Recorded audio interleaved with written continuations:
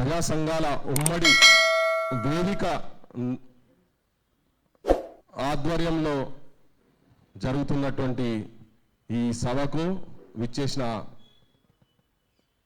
క్షమించాలి పదం వాడుతున్నా కానీ తప్పలేదు నాకు, మెంటల్ మేధావులకు, ఈ మెంటల్ మేధావులు వినేటువంటి మాటలు వింటందుకు వచ్చినటువంటి మెంటల్ ఆడియన్స్కు దండం పెట్టి మాట్లాడదలుచుకున్నా. క్షమించాలని చెప్పి నేను మొదలే మెంటల్ గానే లేకపోయి కదా, అది ఆల్రెడీ మేము మెంటల్ గానే లిస్ట్లో నేను మా రవెన్ ఆల్రెడీ పోయినాము. ఇప్పుడు ఇయాటి నుంచి మీరందరూ కూడా అదే కోవలకు చెందుతారు కాబట్టి నేను అలా కూర్చొని మా భోజనం చేస్తుంటే నేను అసలు ఈ మీటింగ్కి ఏదో మాట్లాడదామని వచ్చినా కానీ తప్పలేదు, ఇంకోటి మాట్లాడాల్సి వస్తుంది. సరే మిగతా విషయాలు చాలామంది మాట్లాడతారు కావచ్చు, కానీ అక్కడ వింటుంటే మా జీవన్ సారు ఒక మాట మాట్లాడుతుండే అక్కడ, భాష ఇద్దరి మధ్యలో, మాలల మధ్యలో మాదిగల మధ్యలో భాష వికృతంగా, పదం నేను వేరే చెప్పొచ్చు, నాకు సరంగా పదం గుర్తు వస్తలేదు, కానీ అర్థం ఎట్లా అంటే వీళ్ళు తిడుతున్నారు వాళ్ళు తిడుతున్నారు అని అన్నాడు. నేనైతే మరి నేను ఈ మధ్యకాలంలోనైతే ఎప్పుడు నేను మందకృష్ణన్న భాషల మార్పు ఉండి ఒక కులాన్ని దూషించుకుంటూ లేకపోతే వ్యక్తులను దూషించుకుంటూ వినేది నేనే చూడలే, ఉంటే మాత్రం సబ్జెక్టు కరెక్షన్, కానీ నేనైతే చూడలే. అయితే ఇప్పుడు మా ఇద్దరు పంచాయతీ ఓకే, సార్ ఉన్నాడో పోయిండో తెలియదు నాకు, కానీ సార్ కరెక్టే, ఒక సమస్య గురించి, ఒక సమస్య న్యాయమైనటువంటి సమస్య, అందరూ అన్నారు, అందరికీ తెలుసు. నేను కూడా మొట్టమొదటిసారి ఎప్పుడైతే మొన్న మాలలు ఒక సభ జరిపినరో, ఆ జరిపిన తర్వాత వాళ్ళ భాష వాళ్ళ వ్యవహారము ఇదంతా చూసిన తర్వాత వీళ్ళేమన్నా లాస్ట్ మినిట్లో వీళ్ళేమన్నా అడ్డుకుంటారేమో అని అనిపించి ఆ సభను చూసిన తర్వాత నాకు పార్లమెంట్లో తెలంగాణకు సంబంధించినటువంటి బిల్లు పాస్ అయ్యేటప్పుడు ఒక పెప్పర్ స్ప్రే బ్యాచ్ ఉన్నది, ఒకటి పెప్పర్ స్ప్రే బ్యాచ్, రగడపాటి రాజగోపాల్ ఇటువంటిది, ఆ బ్యాచ్ సంతతాయేమో అనిపించింది నాకు అది చూసినాక. వాస్తవంగా చెప్తున్నా నేను, ఇది ఆ బ్యాచ్ ఏమన్నా వచ్చి అడ్డుపడుతున్నది అయిందని. సో అక్కడ ఇదేదో ప్రమాదంగా ఉన్నది అని అనిపించి చలో అన్ని పక్కకు పడేసేయాలి, ఫస్ట్ అన్ని పక్కకు పడేసి మనకున్న అన్ని దిమాక్లకి తీసేసి జమ్మిసెట్ కాడ పెట్టినట్టుగా మొత్తం చేసి చలో మైదానంలో దునుకుదామని అనిపించి మొట్టమొదటి సభకు నేను విమలక్క పోయినాం. పోతే ఇమీడియట్గా నాకు ఒక మెసేజ్ వచ్చింది, ఒక పెద్ద మనిషి ఇలా రాష్ట్రంలో చాలా గొప్ప వ్యక్తిగా చలామణి అవుతున్నటువంటి, రాష్ట్రంలో ఉన్నటువంటి ఒక 50 లక్షల విద్యార్థుల భవిష్యత్తు మార్చే స్థాయిలో నేనున్నా, ఆ పొజిషన్ నేను పోయినా పనిచేస్తున్నా అన్నటువంటి బయట మాట్లాడుతున్నటువంటి ఒక పెద్ద మనిషి ఆకునూరు మురళి, ఆయన పేరు ఆకునూరు మురళి. సార్ వినాలి, జీవన్ సార్ ఎక్కడ ఉంటే మీరు, ఎందుకంటే ఇప్పుడు చాలా గొప్ప గొప్ప మా పదాలు వాడిరు కాబట్టి నేను మెంటల్ మేధావులు ఎందుకన్నా అనేందుకు చెప్తున్నా. నేను ఆకునూరి మురళి అంటే ఆయన ఒక మెసేజ్ పెట్టిండు, అన్న నాగేష్ భాయ్ జర నేను అబద్ధం ఆడితే మళ్ళీ ఎందుకు పర్సన్, నువ్వే చదువుకున్నాను ప్రొఫెసర్, ఆయన ఏం పెట్టిండు ఒక్కసారి జర, ఎందుకంటే జనానికి కూడా తెలియాలి, పుసుకున్న వీడియోలో తప్పు చదువుతున్నాను నేను అనుకోవచ్చు కదా జనాలు. నేను చదువు కాదు, అన్ననే చదువుతాడు, ఇక ప్రొఫెసర్ సార్ కదా, ఇది నాకెందుకు పంచాయతీ, మరి నేనేమన్నా తప్పు చెప్తున్నాను వాళ్ళు ఉంటే వాళ్ళకు ఒక నిమిషం సమాజానికి తెలియాలి, వీళ్ళు ఏం ముసుగులు ఉన్నారు వీళ్ళు అనేది, ఏం మాట్లాడుతున్నారు వీళ్ళు అసలు ఏందనేది కొంచెం తెలియాల్సిన అవసరం ఉన్నది. ఒక్క సెకండ్ అన్న, ఈ మెసేజ్ ఒక్కసారి చదువు, గి మెసేజ్ చదువు అన్న జర ప్లీజ్, ఈ మెసేజ్ చదువు. Why Vimalakka and Prithvi are there in Mandakrishna Madiga, a BJP guy? It is fine to support the cause of categorization, but working with Mandakrishna, who is opportunistic and supporting Manvadis, is questionable. May I request Prithvi to respond, please?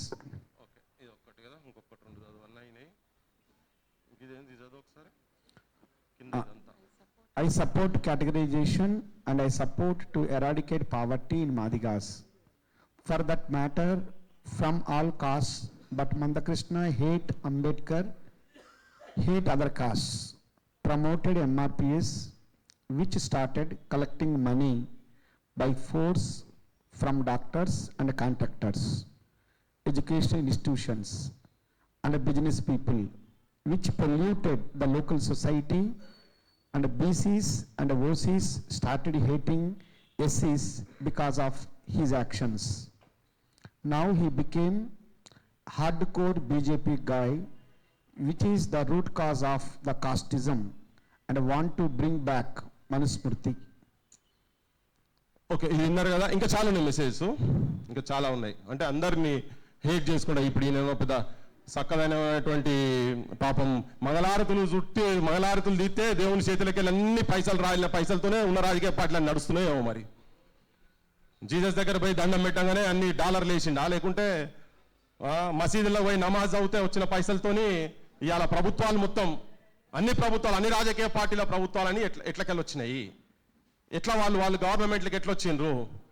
ఒక సామాజిక అంశాన్ని పట్టుకొని ఒక నిజమైన న్యాయబద్ధ అంశం అని చెప్పని ఇంతమంది మాట్లాడుకుంటా జనం మొత్తం గత 30 సంవత్సరాలకెళ్ళి దీని సైడ్ సంఘీభావం మూమెంట్లో పార్టిసిపేట్ చేస్తున్నటువంటి ఒక అంశాన్ని తీసుకుపోయేటందుకు జనం దగ్గర నుంచి సహకారం తీసుకొని కొట్లాడుతున్న వాళ్ళేంది జనాన్ని దోపిడీ చేసేందుకు అధికారంలోకి వచ్చేటందుకు ఇలా కాంట్రాక్టర్లు రాజకీయ నాయకులు కాలేదా, కాంట్రాక్టర్లు ఎమ్మెల్యేలు కాలేదా, కాంట్రాక్టర్లు మంత్రులు కాలేదా, లిక్కర్ మాఫియాలు కాలేదా, ల్యాండ్ మాఫియాలు కాలేదా, శాండ్ మాఫియాలు కాలేదా. నువ్వు ఓన్ దగ్గర పనిచేస్తున్నావు, ఆకూరు ముడి నువ్వు ఓన్ దగ్గర పనిచేస్తున్నావు. ఇది చర్చ జరిగింది. అసలు ఇదేంటంటే వీళ్ళు మాస్కులు వేసుకున్నారు, బయటికి ఇట్లా మాట్లాడుతుండ్రు. ఇంకొక మెసేజ్ ఉంటుంది, క్యాస్టిస్ట్ అని మాట్లాడతాడు. ఆయననే కుల సంఘాల మీటింగ్లకు పోతాడు. నేనే దించిన కుల సంఘాల మీటింగ్లో, మాల కుల సంఘాల మీటింగ్లకు నేను పోయి దించిన ఆయనను. ఒక 3-4 సందర్భాలలో నేను దించిన. ఆయన అంటాడు మీరు క్యాస్టిస్ట్లో ఉంటాడు, నేనే తక్కువైనా, నా కులపుల మీటింగ్ నేనే తక్కువైనా, అందుకే నా కులం ఏదో తెలియక నేను ఒక పెద్ద మనిషి ఈయన మున్నూరు కాపు కాబట్టినే బండి సంజయ్ దగ్గర పోయి గెలిపించినది పెట్టిన ఒక పెద్ద మనిషి.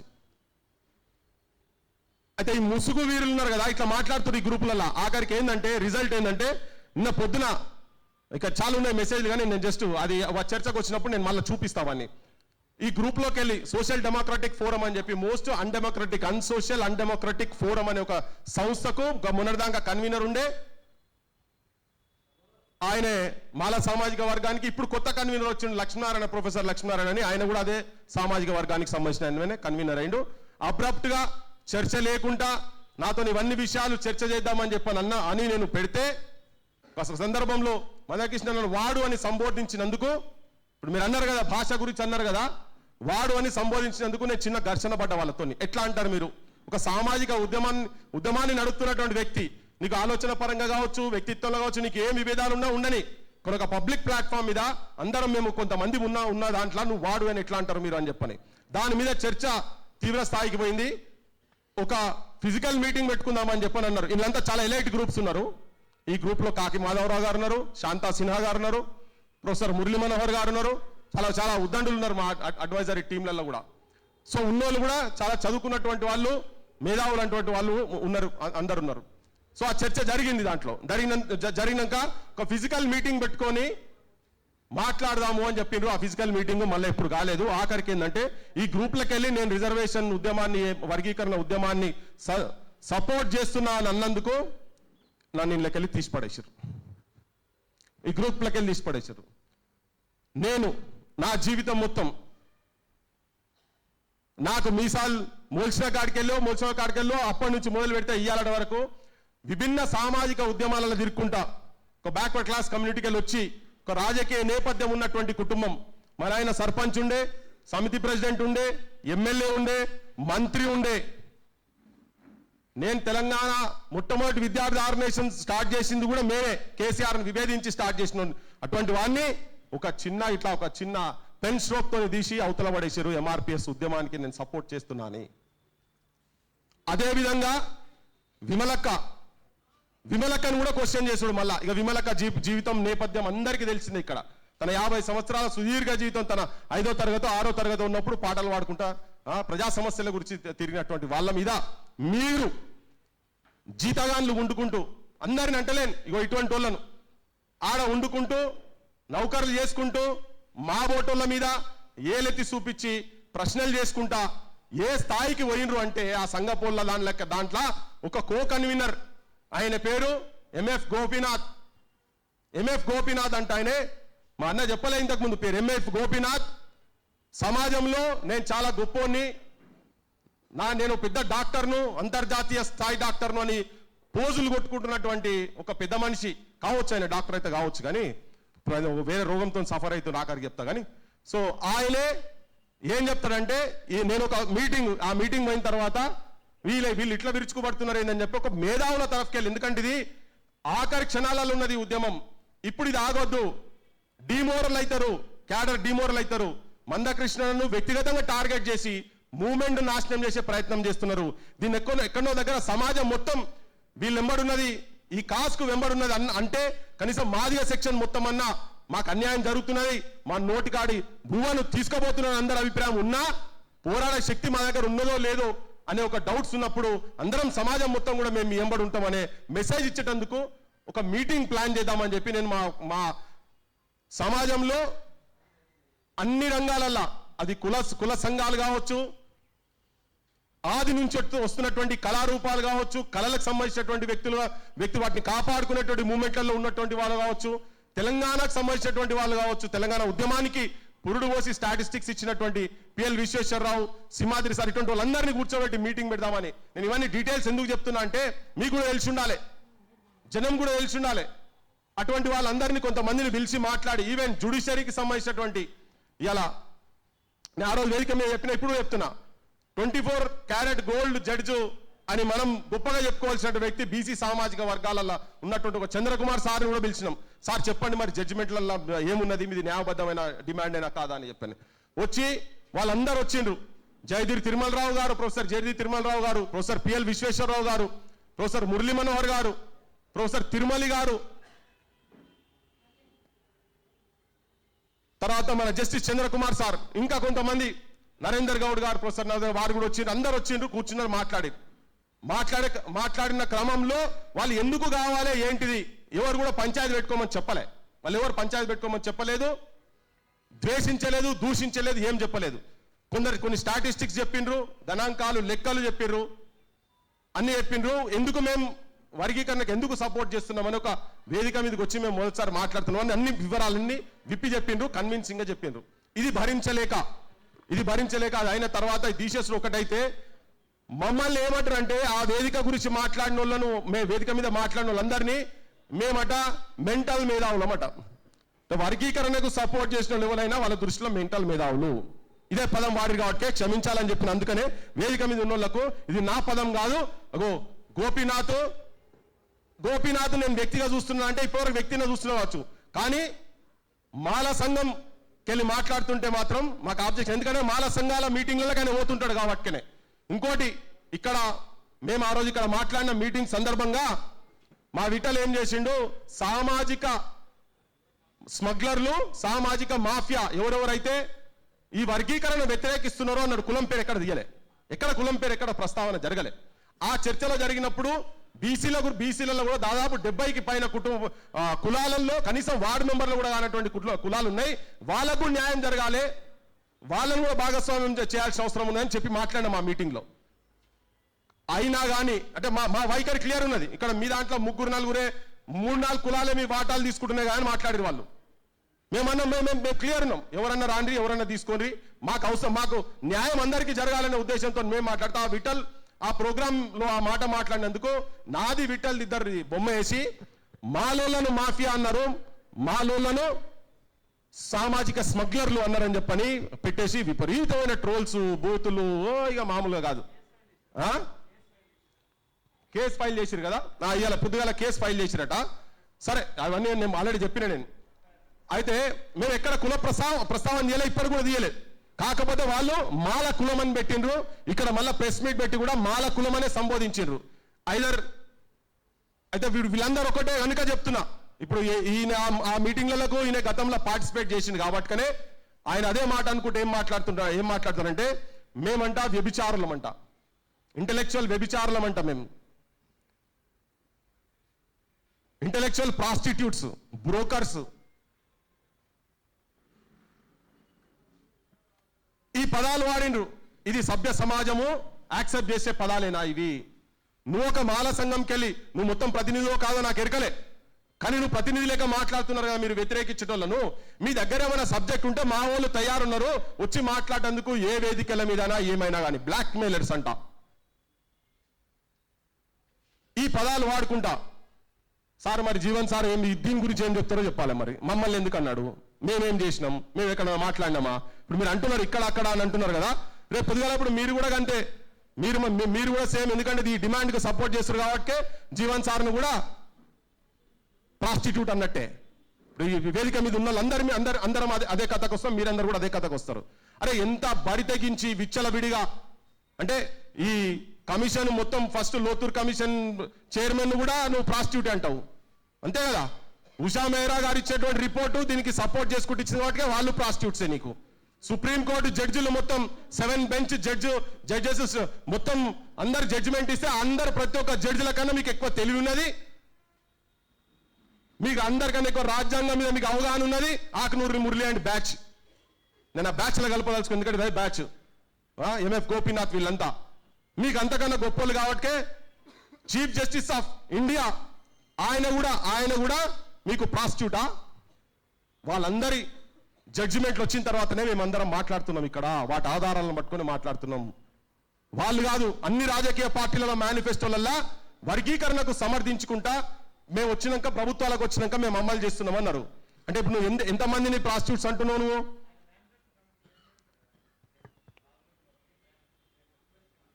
అవి ఈ మేనిఫెస్టోలు మాయి. సో అయితే ఎవరెవరిని అంటున్నావు నువ్వు? కాంగ్రెస్ పార్టీ సోనియా గాంధీని ప్రాస్టిట్యూట్ అంటున్నావా నువ్వు?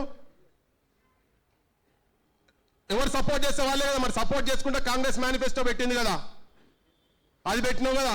మీ అధ్యక్షుని, కాంగ్రెస్ పార్టీ అధ్యక్షుని కూడా ప్రాస్టిట్యూటే, రాహుల్ గాంధీని ప్రాస్టిట్యూటే అను, ప్రియాంక గాంధీ ప్రాస్టిట్యూటే. మీకు మేము ప్రాస్టిట్యూట్లం అయితే వాళ్ళందరూ కూడా ప్రాస్టిట్యూట్లే. ప్రియాంక గాంధీ కూడా ప్రాస్టిట్యూటే కదా. బీజేపీలో ఉన్నటువంటి వాళ్ళందరూ కూడా అంతేనా? బీజేపీ వాళ్ళు కూడా పెట్టిరు కదా. వీళ్ళైతే మొట్టమొదటి దాంట్లో పెట్టిండ్రు. కార్గే అదే మాట మాట్లాడిండు, రాహుల్ గాంధీ అదే మాట మాట్లాడిండు. ఆఖరికి రేవంత్ రెడ్డి మొన్న అసెంబ్లీలో చెప్పిండు, ఆయన కూడా అదే మెంటల్ మేధావి, లేకుంటే ఆయన మేధావి కదా నాకు ఎరకలే, కానీ ఆయన కూడా ప్రాస్టిట్యూట్, బ్రోకరు, స్మగ్లరు ఇవన్నీ పదాలు వాడి ఇట్లా అవమానపరుస్తున్నారు కదా. అంటే ఎందుకు? అసలు చర్చ ఎక్కడ జరగాలి? అసలు చర్చ వర్గీకరణ న్యాయమైన డిమాండా కాదా? ఎట్లా న్యాయమైన డిమాండో ఇలా న్యాయబద్ధమైన డిమాండ్ అని చెప్పి తీసుకొస్తున్నారు. దీంట్లో ఏమున్నదో నేను చూడలే, కానీ హెడ్లైన్ చూసి చెప్తున్నా. నీకు అన్యాయం ఎట్లనో నువ్వు తీసుకురా. నువ్వు ఒక 10 మంది ఇదే సామాజిక వర్గాలకు సంబంధించినటువంటి మేధావులను, లేకపోతే నీకు సంబంధించినటువంటి ఎవరో మేధావులు అనుకుంటున్నావో తీసుకురా, కూర్చోబెట్టు, మాట్లాడతామని. ఆ రోజు మా అన్న కూడా ఉండే, వకలాభరణం పై కూడా ఉండే. ఇప్పుడు తన కూడా అదే కోవలకు చెందిండు. జీవితాంతం బీసీ ఉద్యమాలలో తిరిగి ఆఖరికి ఏదో కమిషన్లో తీసుకొని వచ్చి దాంతోనే న్యాయం చేస్తాంటే తీసి అవతల వరేసి ఇక్కడ కూర్చున్నాడు ఇప్పుడు. కానీ తన కూడా చెప్పిండు, తన కూడా ఎట్లా న్యాయం జరుగుతుందో. అందరి గురించి మాట్లాడి మీకేం అధికారం ఉన్నదని మాట్లాడతారు వాళ్ళు. నేను పొద్దుగాల చెప్పినా, మళ్ళీ ఇప్పుడు చెప్తున్నా. కుక్క బుద్ధి కుండ కాడ తెలుస్తుందట. కుక్క బుద్ధి ఆడ తెలుస్తుందే?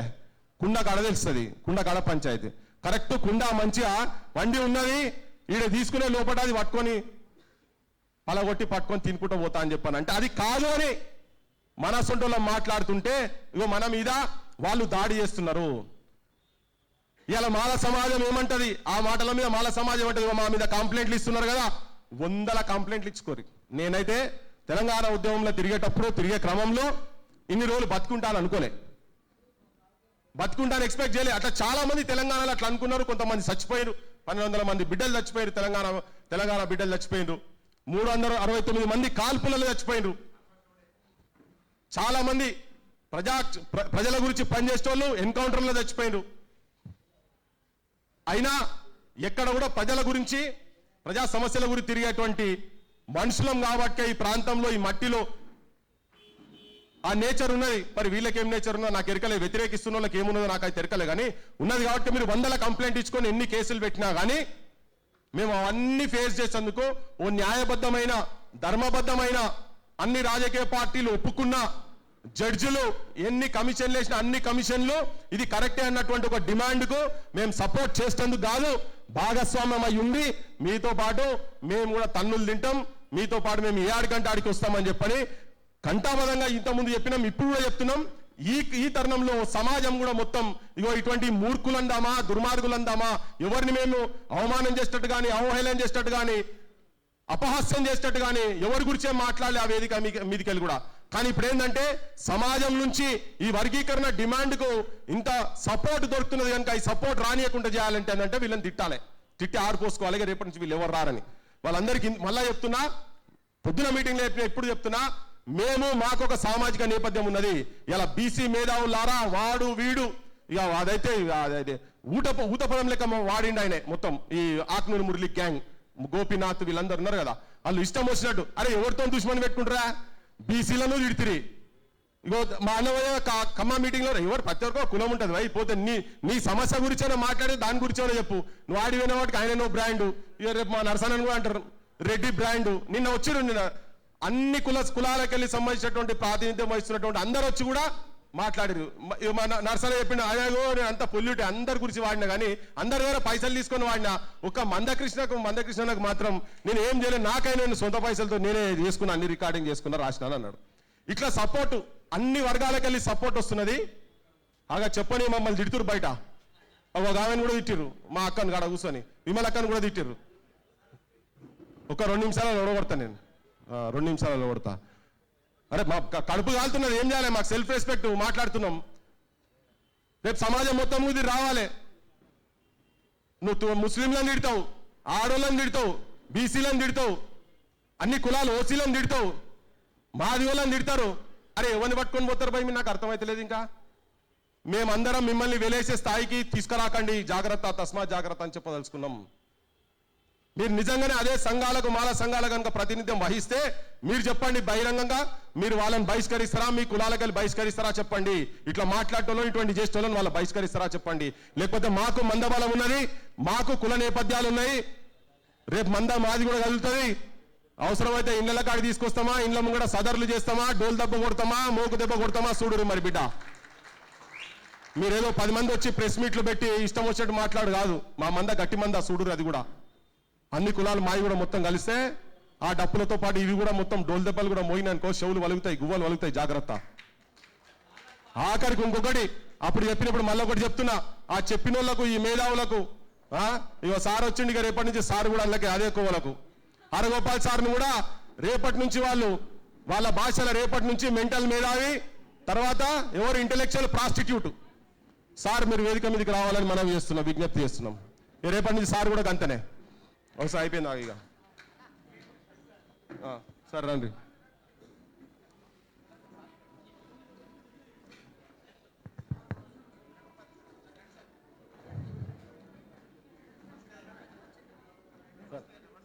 అందుకే జీవన్ కుమార్ సారు మొదలు చెప్పిన దాన్ని బట్టి నేను అది మాట్లాడాల్సి వచ్చింది.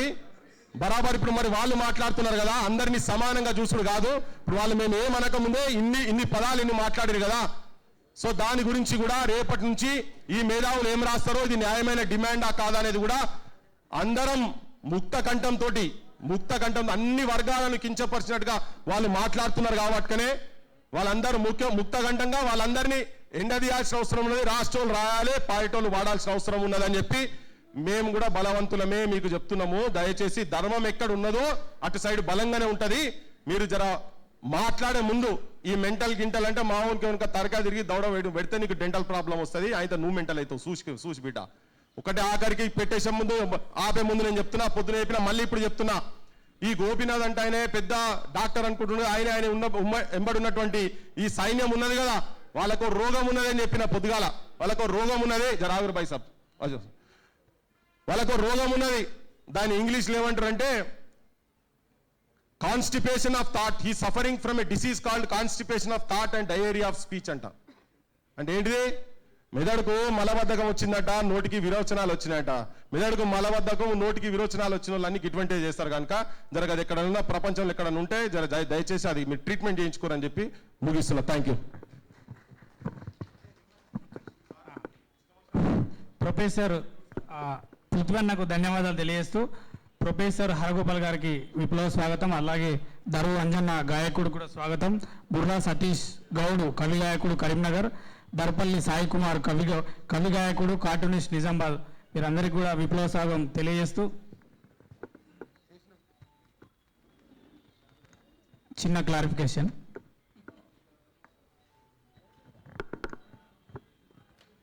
ఇప్పటిదాకా రిలీజ్ అయినటువంటి బుక్కు మీ అందరి చేతుల్లో ఉంది.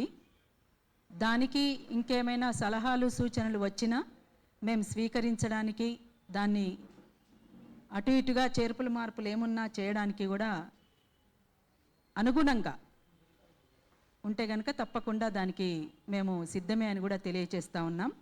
ఇంకొకటి అన్న, ఇందాక అదే సుప్రీం సుప్రీంకోర్టు తీర్పును తక్షణం అమలు చేస్తూ రాష్ట్రంలో వర్గీకరణ ప్రక్రియను అమలు చేయమంటున్నాం.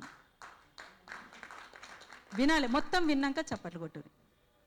ఈడబ్ల్యూఎస్ రిజర్వేషన్ల కోసం, అంటే అగ్రకులాల పేదల కోసం వారి వెనుకబడ్డ వర్గాల 5% అయితే 10% రిజర్వేషన్లు ఇస్తూ 103వ రాజ్యాంగ సవరణ చేసి పార్లమెంటు ఆమోదం పొందిన బీజేపీ ఎందుకు దళితుల వర్గీకరణ సమస్యను సత్వరంగా పరిష్కరించలేకపోతున్నది?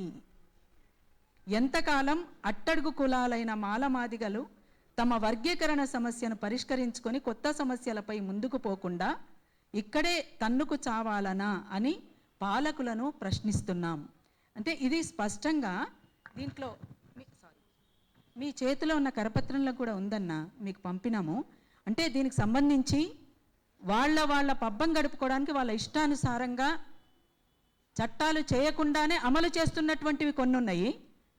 ఈ రకంగా దీని విషయంలో మాత్రం ఎందుకు సత్వరంగా మీరు పరిష్కరించలేకపోతున్నారు అనేది మాత్రమే ఆవేదనతో మాట్లాడుతున్నది. వాళ్ళని ప్రశ్నిస్తున్నాను తప్ప ఇది మనంగా అనుకుంటున్నటువంటిది కాదు అనేది సవినయంగా తెలియచేసుకుంటా ఉన్నాం. Thank you very much.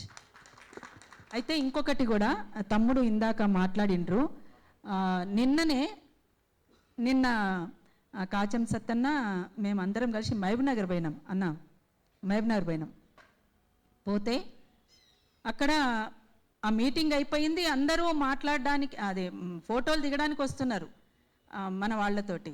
దిగుతూ ఓ 2 మిత్రులు మెడలో కండువా వేసుకొని చేతుల జెండా పట్టుకొని దన్మని వచ్చేసి ఫోటో దిగడానికి వచ్చినట్టుగా వచ్చిండ్రు.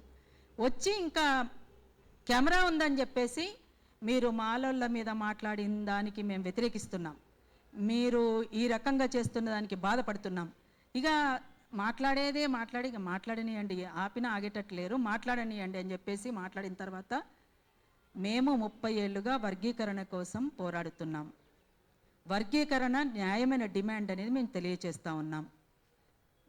దళితులు ఐక్యం కావాలని అంటూనే వర్గీకరణకు వ్యతిరేకం అంటే ఎట్లా ఐక్యమవుతారు మరి అని చెప్పేసి అంటే ఆ ప్రశ్నకు ఆయన దగ్గర సమాధానం లేదు. ఏదో కొంతమంది మాట్లాడుతూ ఉన్నారు. ఇంకొకరు రాయలసీమ నుంచి ఒకరు ఫోన్ చేసి ఏదో చాలా వేరే రకంగా మాట్లాడిండ్రు అనుకోండి. అంటే ఆ భాష మంచిది కాదండి.